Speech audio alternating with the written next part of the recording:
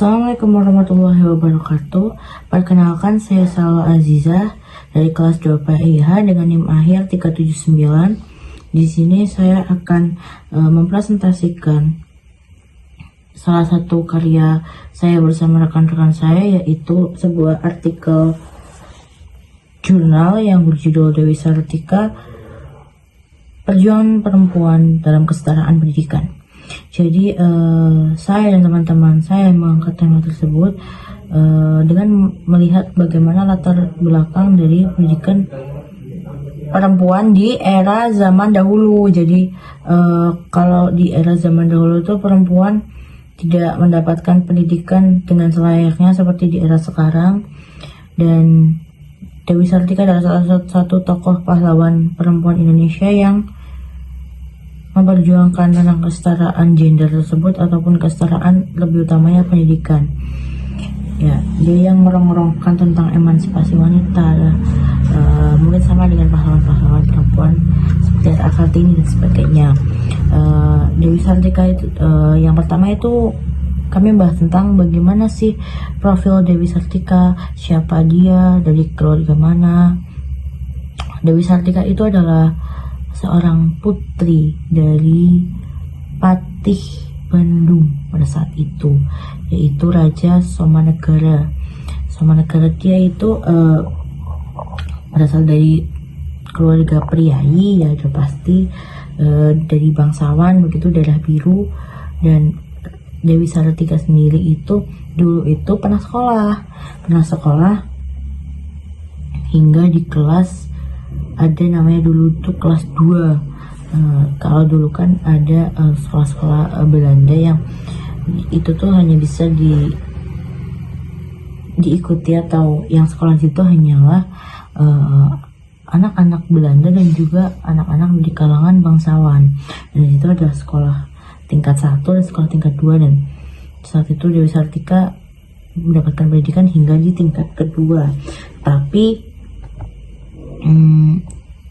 pendidikan itu tidak bisa berlanjut karena keluarga Dewi Sartika mengalami yang namanya dianggap sebagai pemberontak, karena ayahnya Dewi Sartika itu bersikap nasionalis.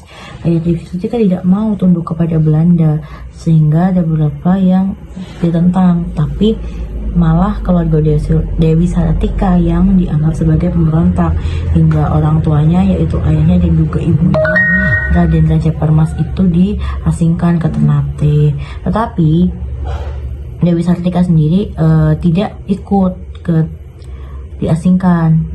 Sebenarnya yang diasingkan itu cuma ayahnya, cuma ibunya itu ingin ikut bersama dengan ayahnya, sedangkan Dewi Sartika sendiri itu ikut dengan pamannya. Pamannya itu yang bernama Raden Demang Surya Kartahadiningrat. Dia ikut tinggal di rumah pamannya, tapi di rumah pamannya itu dia tidak diperlakukan dengan baik. Dia tetap dicap sebagai pemberontak. Dia bahkan diperlakukan selayaknya abdi dalam, atau kalau yang sekarang dikenal itu sebagai pembantu.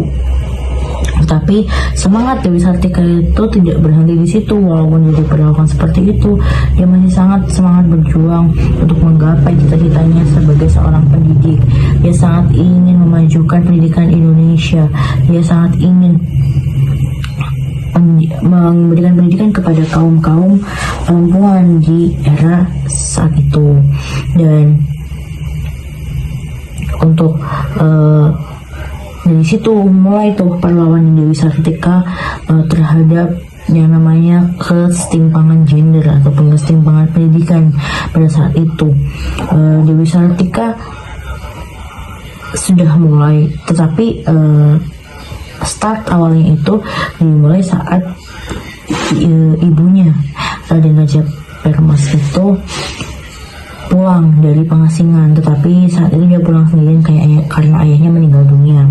Akhirnya Dewi Sartika pun ikut dengan ibunya pulang, dan di rumahnya yang dulu, rumahnya ibunya Dewi Sartika itu membuka sebuah sekolah kecil di belakang rumahnya, yang dan murid-muridnya dia itu juga ya abdi dalam rumahnya dan masih saudara-saudaranya, dia masih kecil-kecilan lah. Di situ dan Dewi Sartika memberikan kurikulum seperti pelajaran membaca, menulis, dan pelajaran-pelajaran rumah tangga lainnya seperti menyulam, memasak, menjahit, dan lain sebagainya. Dari kegiatan-kegiatan tersebut muridnya itu sangat-sangat antusias, dan kegiatan Dewi Sartika itu akhirnya terdengar kepada salah seorang inspektorat sekolah Belanda namanya Den Hammer. Den Hammer itu akhirnya mendatangi Dewi Sartika dan akhirnya melihat merasa takjub bahwasanya ada seorang anak yang anak itu remaja yang bisa memiliki semangat juang dan keberanian seperti dirinya. Begitu. Di sini apa sih yang membuat Dewi Sartika saat ini memperjuangkan tentang pendidikan bagi perempuan adalah untuk menghilangkan stigma bahwasanya perempuan itu selalu di belakang, perempuan itu selalu dalam rumah, perempuan itu harus pintar di dalam rumah. Tidak, bahwa perempuan itu juga memiliki kehormatan. Perempuan itu bisa berjalan beriringan dengan laki-laki. Walaupun perempuan adalah seorang pendamping laki-laki, tetapi perempuan juga harus sejajar dengan pendamping tersebut. Jangan hanya menunggu di belakang saja. Itu yang menjadi sangat-sangat dirongrongkan oleh Dewi Sartika untuk menciptakan perempuan yang berdaya saing kuat dan perempuan yang berpendidikan hebat dan juga mandiri dan punya pintar, nggak bisa dibodohi. Dan setelah Den Hammer tahu dan Dewi Sartika mulai berbicara dengan Pati Bandung saat itu, dia mendirikan sebuah sekolah yang waktu itu letaknya di gedung Kepatihan atau kabupaten di belakang kabupaten, itu. Dan di situ dia mendirikan sekolah, dan sekolah itu bernamakan Sekolah Istri. Dan saat itu muridnya hanya ada 20 dengan 3 orang pengajar, yang salah satunya adalah Dewi Sartika sendiri. Di situ kurikulumnya tidak jauh berbeda dengan apa yang sebelumnya diajarkan kepada yang sebelumnya di belakang rumahnya, tetapi di sini mereka juga tidak hanya mengajarkan tentang kurikulum nyata seperti yang tadi aspek akademisnya saja, tetapi mereka juga memberikan pengajaran kepada aspek sosiologis dan moralitas. Begitu. Setelah sekian lama, ternyata sekolah itu semakin berkembang dan maju. Kemudian sekolah itu berganti nama pada tahun 1910. Dan awal sekolah itu berdiri, yaitu sekolah istri pada tanggal 1904, dan pada tanggal 1910 itu sekolah itu berganti nama menjadi Sekolah Keutamaan Istri, di mana sekolah itu memiliki tujuan yang lebih luhur daripada sebelumnya. Dengan kurikulum yang sudah ditetapkan, walaupun terdengar kurikulum sederhana, tetapi itu sangat berefek besar pada perubahan perempuan, sehingga seterusnya berkembang zaman, sekolah tersebut akhirnya menyebar ke seluruh, tidak hanya di bagian Bandung saja, tetapi menyebar ke tempat-tempat lain seperti di luar Bandung, Sumedang, Tasikmalaya dan sebagainya.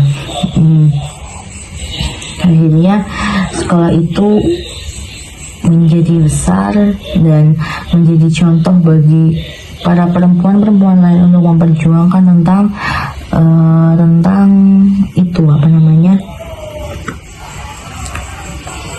kesetaraan gender bagi perempuan.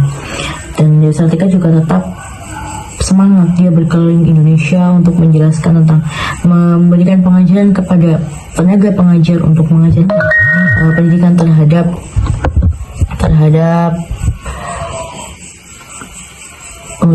perempuan itu. Ya, lalu untuk bagian terakhir saya juga menjelaskan bagaimana dampak dari